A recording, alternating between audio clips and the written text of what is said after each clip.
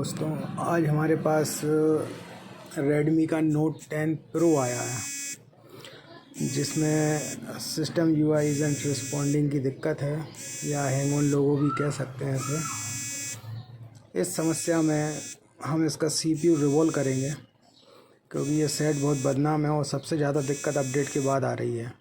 Update के बाद इसमें ये दिक्कत आना तय है। बहुत कम सेट हैं जिनमें ये दिक्कत नहीं आती। पहले कैमरा बंद होना, फिर कैमरा बंद होने के बाद साउंड चला जाना, ये सारी दिक्कतें सीपीयू से आती हैं इसमें। तो हम इसका आज सीपीयू रिवॉल्व करेंगे। तो अब हम सेट को खोल लेते हैं। इस सेट को खोलते समय आपको थोड़ा सा ध्यान रखना है कि पीछे जो बैक पैनल है वो ग्लास का है, तो आप फेल्कोन का यूज़ करके और किसी प्लास्टिक ब्लेड से आराम से खोल लें। इसके बाद इसका आगे काम देखते हैं।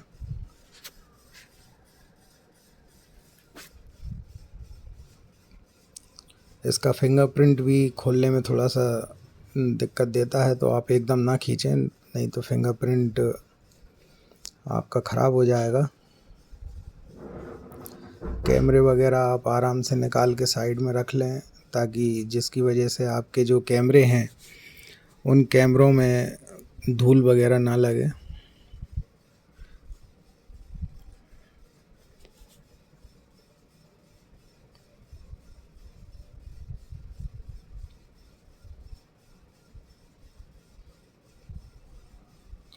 फ्रंट कैमरा, सारे बैक कैमरा सबको निकालने के बाद बोर्ड को आराम से बाहर निकाल लेते हैं। बोर्ड को एकदम बाहर ना खींचें, आराम से लॉक निकाल कर बाहर निकाल लें।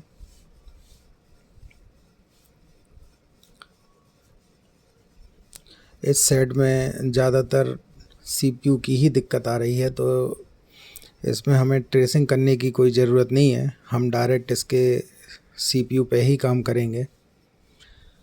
इसमें हमने आपको पहले बताया था, इसमें सिस्टम इज़न्ट रिस्पॉन्डिंग या कैमरा वर्क ना करना या रिंगर का साउंड चला जाना, ये सब दिक्कतें इसमें सीपीयू से आ रही हैं। जब से ये सेट 13 में अपडेट हुआ है तब से इस सेट में और अपना नोट 10, पोको X3 प्रो, इन सभी सेटों में सीपीयू से रिलेटिव दिक्कत आ रही है। तो इसको आराम से इसकी हॉट सील निकाल कर और साइड की ग्राउंड को काट लेंगे।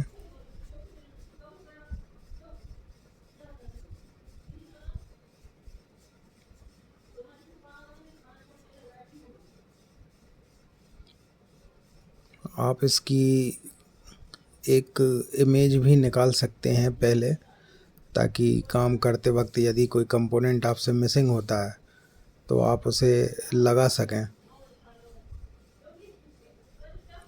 ग्राउंड को अच्छे से देख के काटें ताकि आपकी जो ग्राउंड है वो किसी ट्रैक को मिस ना करे।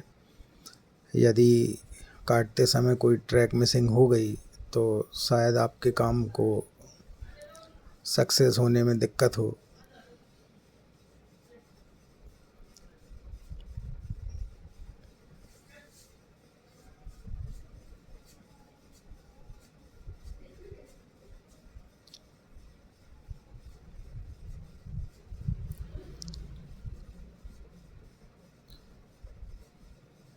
ऐसे मैकेनिक के पीसीबी स्टैंड में फंसाते समय ध्यान रखें कि आप पूरा बोर्ड ना लगाएं, नहीं तो आपको ज़्यादा हीट भी अप्लाई करना पड़ेगी। और दूसरी चीज़, ये जो पीसीबी स्टैंड है इसकी वजह से बोर्ड थोड़ा सा ऊपर की ओर मुड़ जाता है, तो ज़्यादा कसें नहीं आप।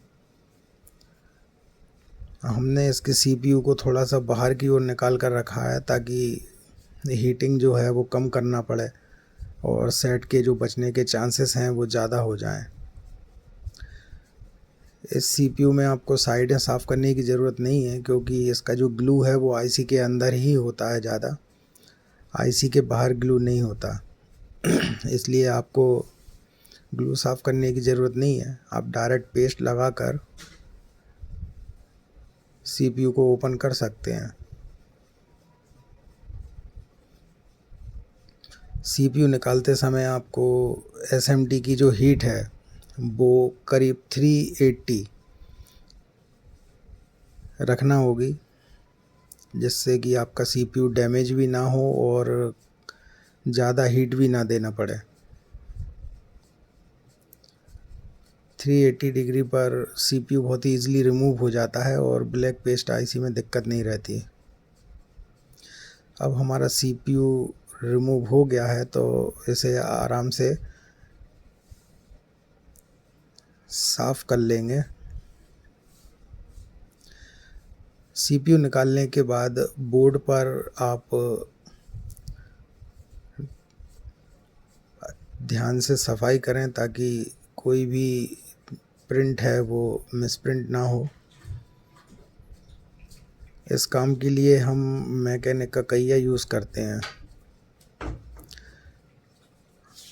इस कहिए को यूज़ करते हुए मुझे ज़्यादा टाइम नहीं हुआ है, लेकिन मुझे ये कहिया थोड़ा सा गड़बड़ लगता है, क्योंकि इस कहिए की जो हीटिंग है वो हम खोल के रखते हैं करीब 405, तब जाकर ये परफेक्ट तरीके से काम कर पाता है।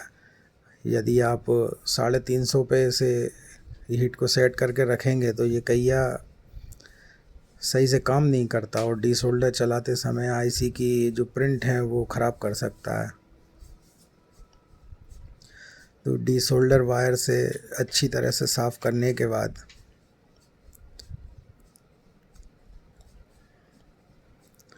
हम इसका सीपीयू भी रिवॉल्व करेंगे।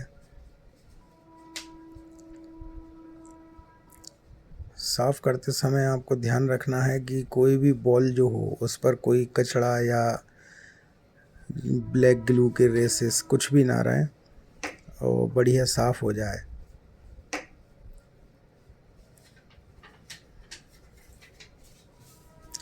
डीसोल्डर वायर चलाते समय आपको ध्यान रखना है कि आपको हार्डली प्रेस नहीं करना है। यदि आप ऐसा करते हैं तो भी आपके सीपीयू के प्रिंट डैमेज हो सकते हैं।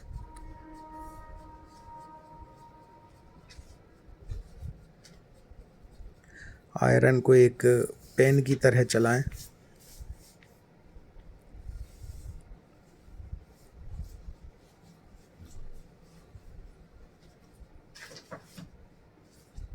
और डीसोल्डर वायर को कट करते रहें। जैसे ही ज़्यादा रांगा खींच ले तो उसके बाद उसे काट दें और फिर यूज़ करें।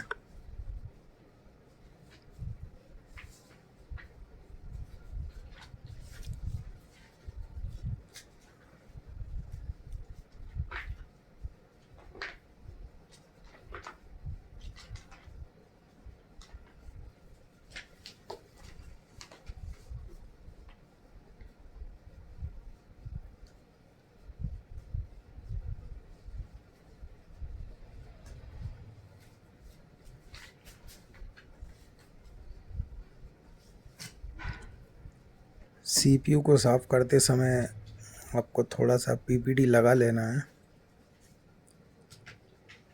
जिसकी वजह से जो हार्ड बॉलें होती हैं वो लो टेम्परेचर पर आ जाती हैं और उसके बाद आप ब्लैक पेस्ट को अलग कर सकते हैं।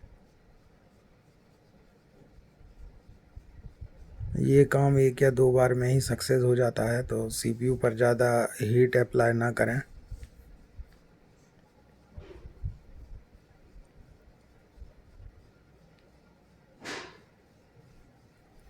इंस्टीट्यूट्स वगैरह में जो चीज़ सिखाते हैं उनके पास थोड़े से एडवांस आयरन होते हैं और एडवांस आयरन की वजह से थोड़ी सी सहूलियत हो जाती है।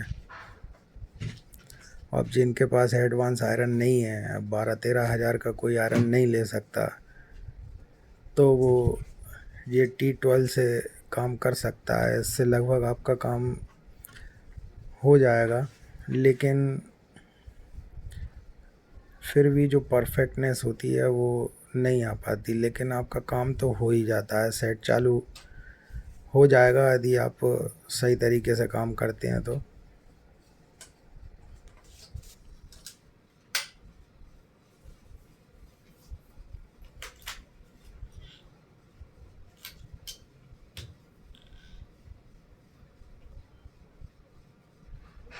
आयरन से बोलें साफ़ करते समय आपको ध्यान रखना है आयरन की जो निप है वो ज़्यादा टाइट प्रेस करके ना चलाएं,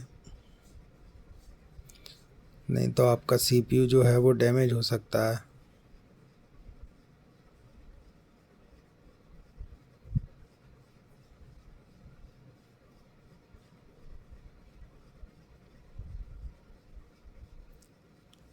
सीपीयू को निकालते समय हम ईएमएमसी को इसलिए ढक देते हैं ताकि जो हीट है वो ईएमएमसी पर ना पड़े, क्योंकि हमारी ईएमएमसी डैमेज नहीं होती इस वर्क में।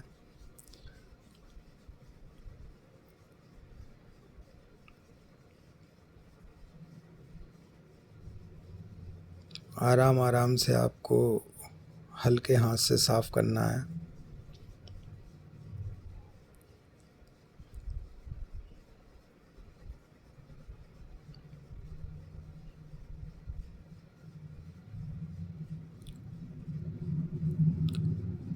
पेस्ट को साफ़ करने के लिए हम AK का जो OCA रिमूवर होता है हम उसका यूज़ करते हैं। थिनर वगैरह से इतनी अच्छी सफाई नहीं आ पाती। हाँ, इसके अलावा आप पेट्रोल का यूज़ कर सकते हैं। पेट्रोल इस चीज़ में आपकी अच्छी मदद करेगा, क्योंकि पेट्रोल से ये चीज़ ज़्यादा अच्छे से साफ़ हो जाती है। पर AK का जो OCA ग्लू रिमूवर है वो भी बढ़िया वर्क करता है।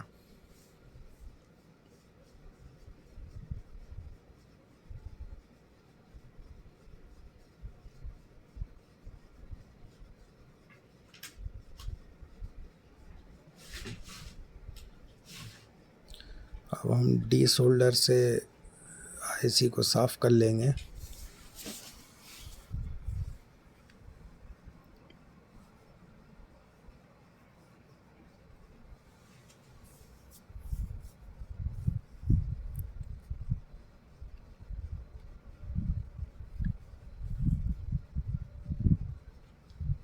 काउंटर पर थोड़ी सी जगह कम है, इसलिए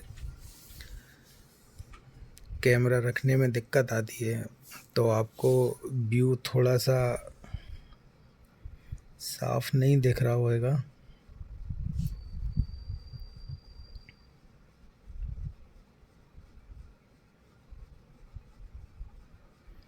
हम कोशिश करेंगे कि अगली बार जब हमारी वीडियो बने तो ज़्यादा क्लियरिटी के साथ बने। अब शॉप पर काम करते समय ग्राहकों को भी अटेंड करना पड़ता है, इसलिए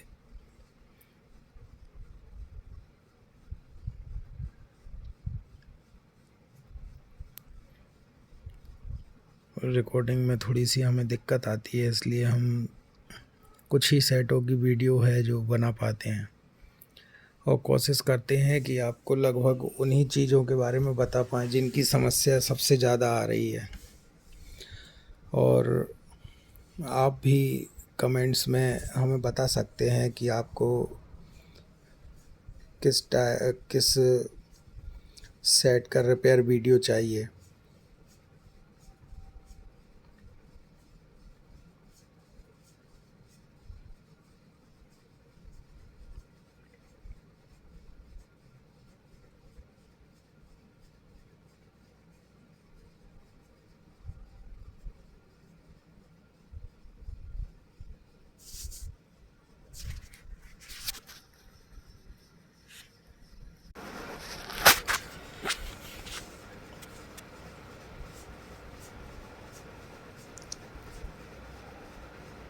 डी सोल्डर वायर को आराम से आयरन के साथ में चलाएंगे, जिससे कि हमारे जो प्रिंट हैं वो पूरी तरीके से साफ़ हो सकें। आपको लिक्विड का ज़्यादा यूज़ नहीं करना है साफ़ करने के लिए, और कोशिश करना है कि कम से कम साफ़ करने की ज़रूरत पड़े, क्योंकि ज़्यादा ग्लू डालने से भी IC में दिक्कत हो जाती है।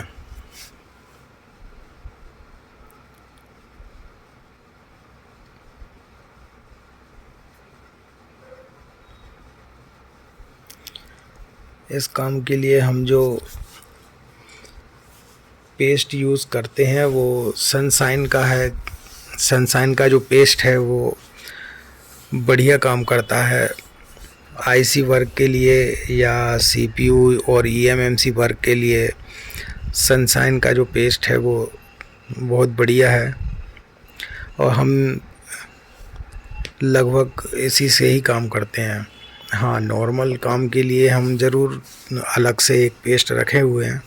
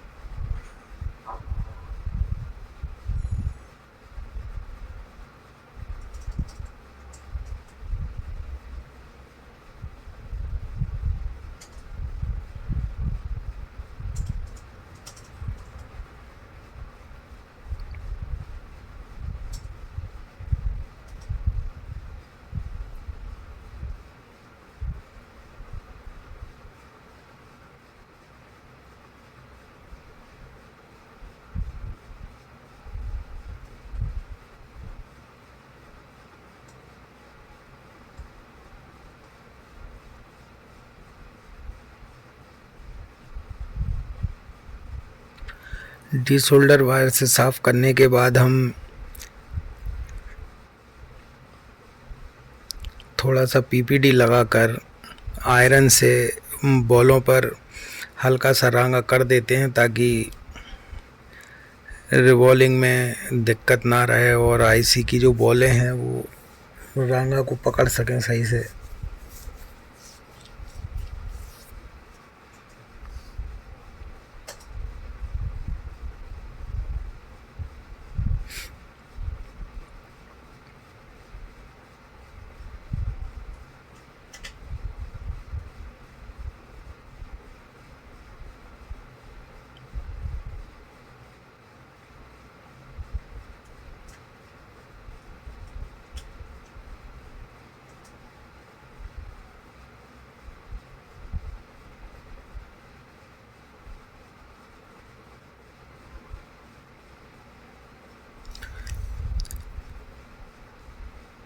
इस काम को करने में आपको थोड़ी सी स्किल की ज़रूरत पड़ती है, ताकि आपने अगर पहले काम किया है आईसी वगैरह का तो आप इस काम को ईज़िली कर सकते हैं। और जो नए बंदे हैं उनको थोड़ी सी प्रैक्टिस करना पड़ेगी। यदि वो प्रैक्टिस नहीं करते हैं तो आईसी ओपन करने में ही डैमेज हो जाएगी।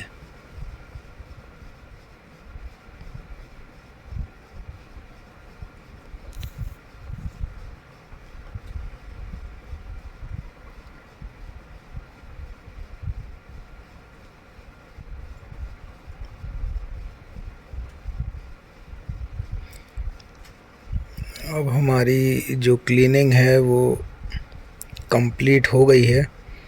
आप देख सकते हैं कहीं भी कोई ग्लू के रेसेस वगैरह कुछ भी नहीं है। अब हम सीपीयू को रिवॉल्व करते हैं। रिवॉल्व करने के लिए हम जो क्लीनिंग क्लॉथ होते हैं वाइट कलर के वो ले लेते हैं। उसके बाद जाली को परफेक्ट तरीके से जमा कर इस पर पीपीडी लगाएंगे। और इस काम के लिए आपको जो एसएमडी की हीट है उसका थोड़ा सा विशेष ध्यान रखना होगा।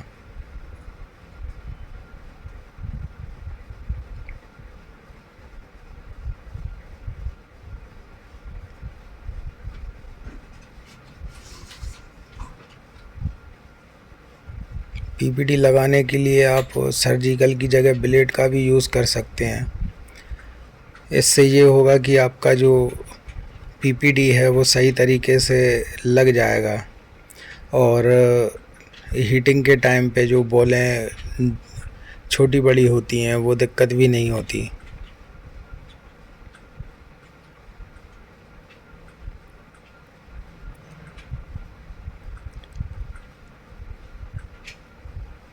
उंगली से आपको हार्ड प्रेस नहीं करना है। यदि आप ज़्यादा हार्ड प्रेस करेंगे तो आपका जो पीपीडी है वो कुछ ज़्यादा बैठ जाएगा, जिसकी वजह से आपको बॉलें कम छोटी बड़ी ये दिक्कत आने लगेगी।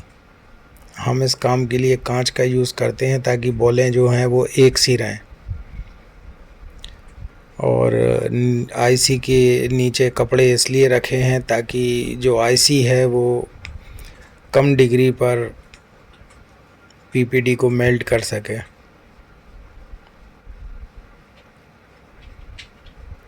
अभी हम इस पर 330 डिग्री का टेम्परेचर दे रहे हैं। आप 330 से 350 डिग्री तक का टेम्परेचर दे सकते हैं यदि आप कांच वाली प्रोसेस को करते हैं। और यदि आप डायरेक्ट कपड़े के ऊपर रखकर बना रहे हैं तो आपको कम से कम 235 की हीट रखना चाहिए। ये हमारा खुद का प्रैक्टिकल किया हुआ है। 235 पर यदि आप डायरेक्ट कपड़े पर रखकर बनाते हैं तो आपकी आईसी बिना कांच के भी बन जाएगी। इसके बाद आपको आप चाहें तो टिश्यू पेपर वाला भी सॉल्यूशन यूज़ कर सकते हैं, लेकिन टिश्यू पेपर में क्या होता है, जब हीट अप होता है या अपन थोड़ा सा इसमें लिक्विड डालते हैं तो वो कपड़ा जो है वो ख़राब हो जाता है, वो कागज़ ख़राब हो जाता है, तो उसमें भी दिक्कत आती है। इसकी जगह पर आप चाहें तो एक कॉपी को ले लें, उसके ऊपर के पार्ट्स को हटाकर उस पर बनाएं आप। उस पर भी बहुत बढ़िया सीपीयू रिवॉल्व होगा। बड़ी आईसीयू में जाली फूलने की ज़्यादा दिक्कत होती है, तो इस तरीके से आपकी जाली नहीं फूलेगी।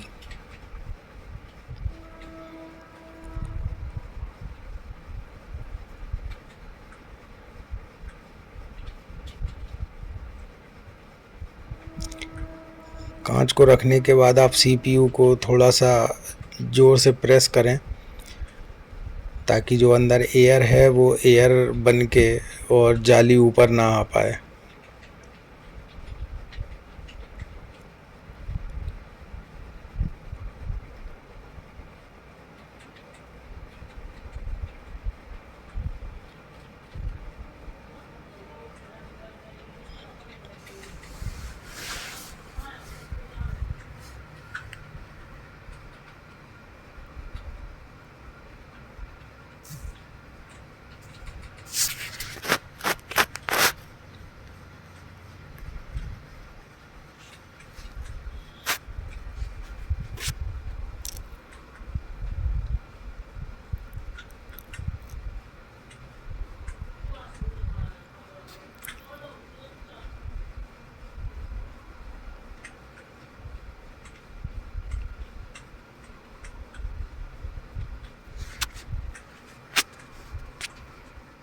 इस पर हम बार बार पीपीटी इसलिए अप्लाई कर रहे हैं कि कोई भी बॉल जो है वो छोटी बड़ी ना रहे।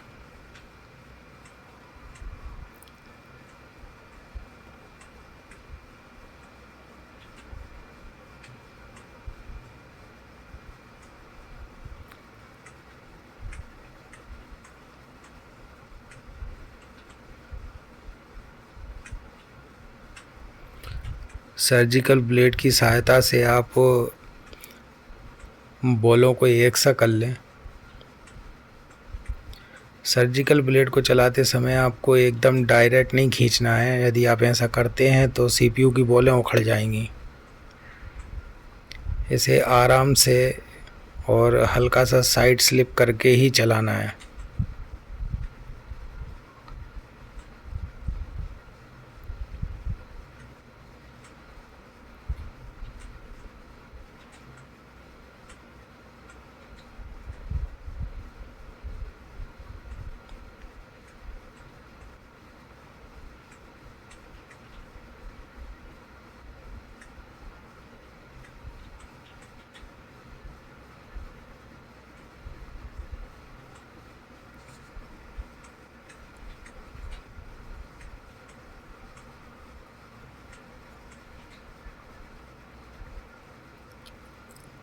अब बिना कांच की प्रोसेस में आपको हीट जो है वो करीब 235 रखना है।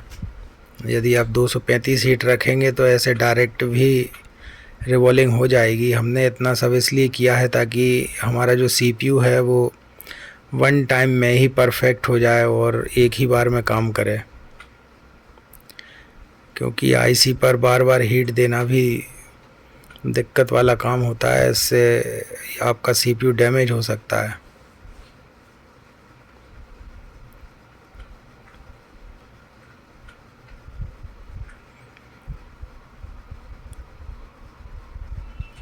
अब आप देख सकते हैं हमारा जो सीपीयू है वो परफेक्ट रिवॉल्व हो गया है।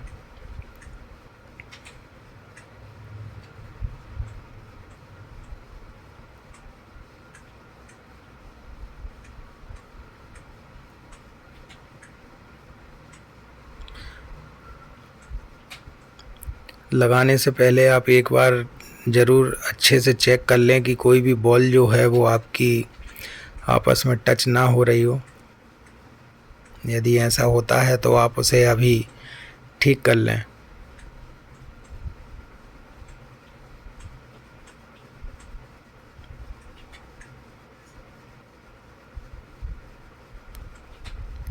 अब इस पर हल्का सा पेस्ट लगाकर थोड़ी सी हीट मारेंगे ताकि बॉलें जो हैं वो अपनी जगह पर अपनी सही पोजीशन में आ जाएं। यदि आप डायरेक्ट रिवॉल्व कर कर बोर्ड पर लगाते हैं तो क्या होता है कि जब हीट पड़ेगी तो बॉलें हल्की सी साइड स्लिप होती हैं, तो इससे आपका जो सीपीयू है वो सही से नहीं लग पाएगा। इसलिए आप पहले ही हीट अप्लाई कर लें।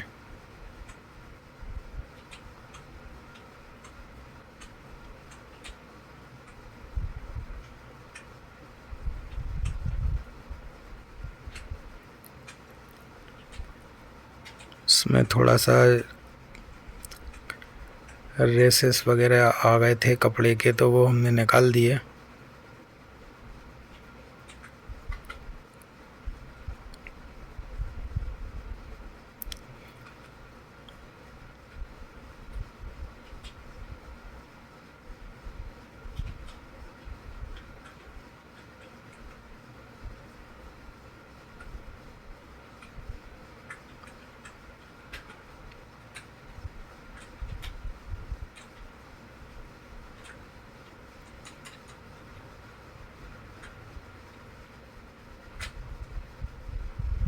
अब हमारा जो सीपीयू है वो लगने के लिए बिल्कुल तैयार है।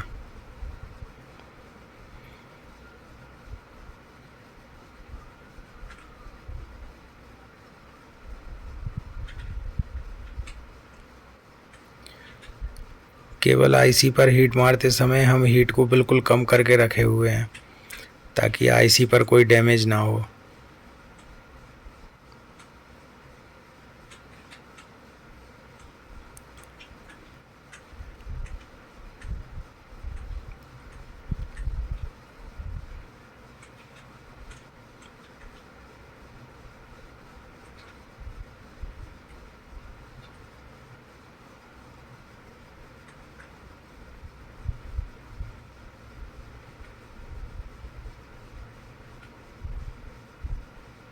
लगाने से पहले सीपीयू को अच्छे से चेक ज़रूर कर लें आप। अब इसके बाद आपको हल्का सा जो पेस्ट है वो अप्लाई करना होगा ताकि आपकी जो आईसी है वो सही से अपनी जगह पर बैठ सके। और लगाने से पहले आपको सीपीयू का डायरेक्शन या आपको एरो यदि आप भूले ना हो तो वो भी ध्यान रखना है, क्योंकि बिना उसके आप आईसी को गलत भी लगा सकते हैं, जिसकी वजह से आपका सेट जो है वो ऑन ना होकर शॉर्ट भी हो सकता है। पेस्ट को इस तरीके से लगाएं ताकि पूरी बॉलें जो हैं वो पेस्ट पर आ सकें।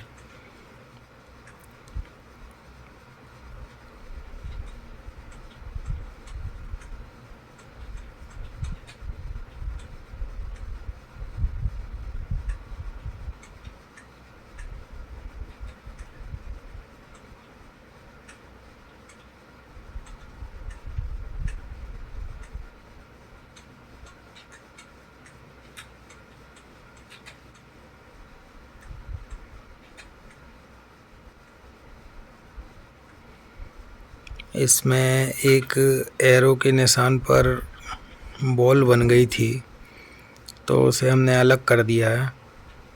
आप सीपीयू के नीचे देखेंगे एक एरो बना रहता है कॉर्नर से 2 बॉल नीचे, तो जिससे हमने क्लीन कर दिया, नहीं तो ये बॉल दिक्कत दे सकती थी।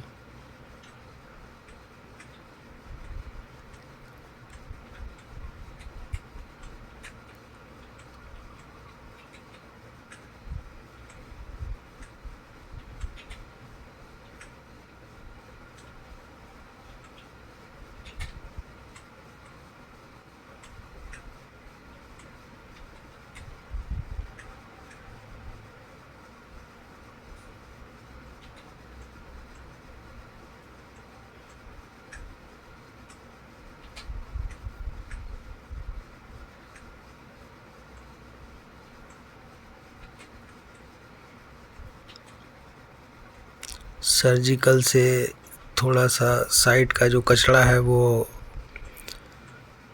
हमने अलग किया है, क्योंकि हम चाहते हैं कि हमारा जो काम है वो एक ही बार में परफेक्ट तरीके से हो जाए, हमें बार बार इस पर कोई काम ना करना पड़े।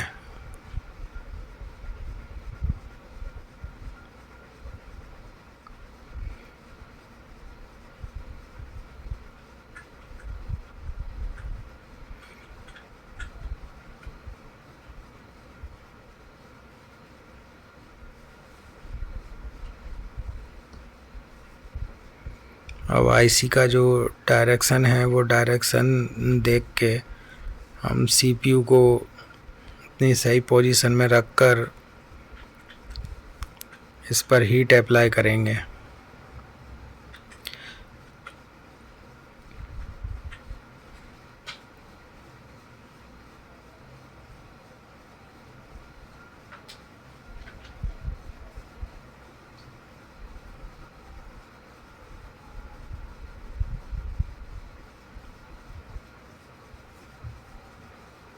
आईसी को एक ही बार में कोशिश करें कि वो परफेक्ट तरीके से सही पोजीशन में बैठ जाए, ताकि आपके हीट मारने पर आईसी जो है वो अपनी जगह से ना हटे।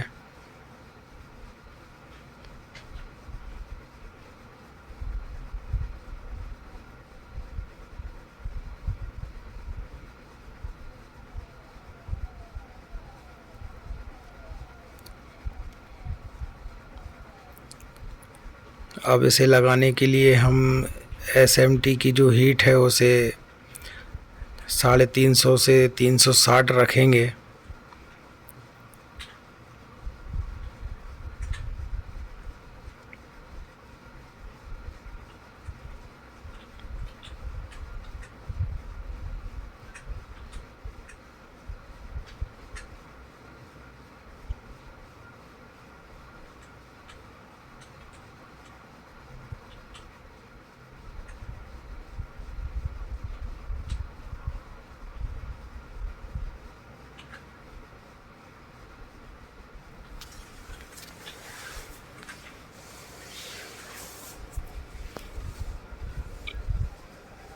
हीट को आपको आईसी के चारों तरफ देना है, चारों कोनों साइड से।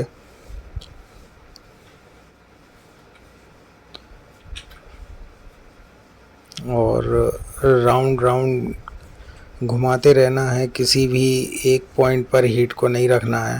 यदि आप ऐसा करेंगे तो इससे आपकी आईसी डैमेज हो जाएगी। तो इससे बचने के लिए आप हीट को जो है वो चारों साइड घुमाते रहें।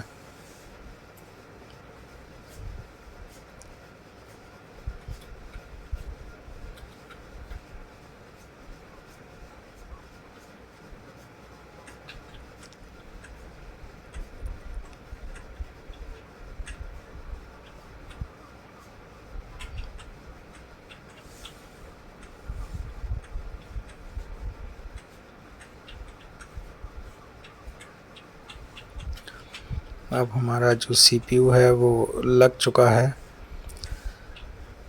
तो अब हम इसे चेक करते हैं हमारा जो वर्क है वो कंप्लीट हुआ है कि नहीं।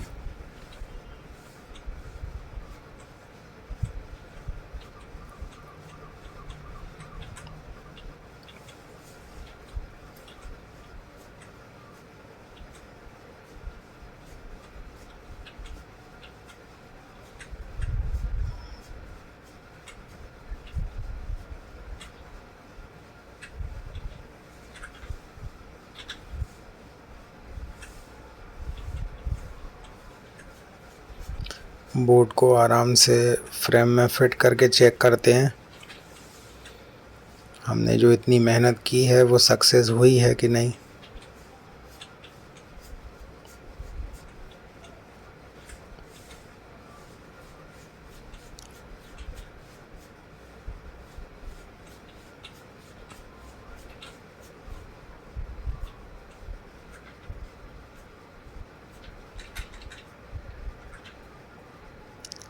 बैटरी वोल्टेज देख लेते हैं। बैटरी वोल्टेज कम है इसका, तो हम इसे चार्ज पे लगाएंगे, फिर उसके बाद देखते हैं।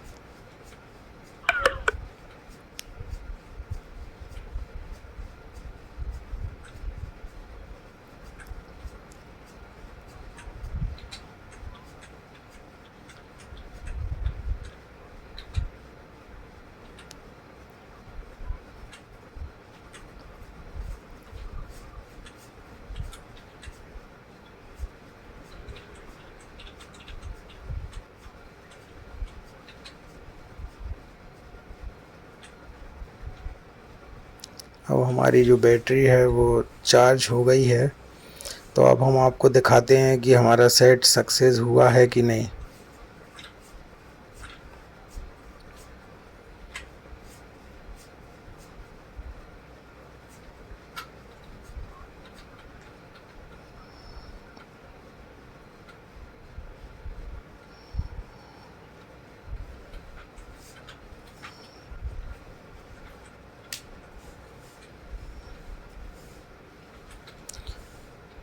वीडियो बनाने में थोड़ी सी दिक्कत आती है क्योंकि बनाना भी मुझे ही है और सेट को करना भी मुझे ही है, तो थोड़ी सी दिक्कत आती है,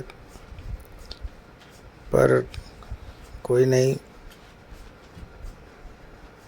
अब सेट को चालू कर देखते हैं। ये हमारा जो सेट है वो सक्सेसफुली ऑन हो गया है। अब इसमें जो दिक्कत आ रही थी सिस्टम इज़न्ट रिस्पॉन्डिंग की, तो वो दिक्कत अब हट जाना चाहिए। और इसके कैमरे भी वर्क नहीं कर रहे थे और इसमें साउंड जो है उसकी भी दिक्कत आ रही थी। तो हमारी जो सिस्टम इज़न्ट रिस्पॉन्डिंग की दिक्कत थी वो ख़त्म हो गई। तो अब इस सेट को पैक करके कस्टमर के हैंड ओवर कर दिया जाएगा। ये वीडियो आपको कैसी लगी हमें कमेंट्स में लिख कर बताएं।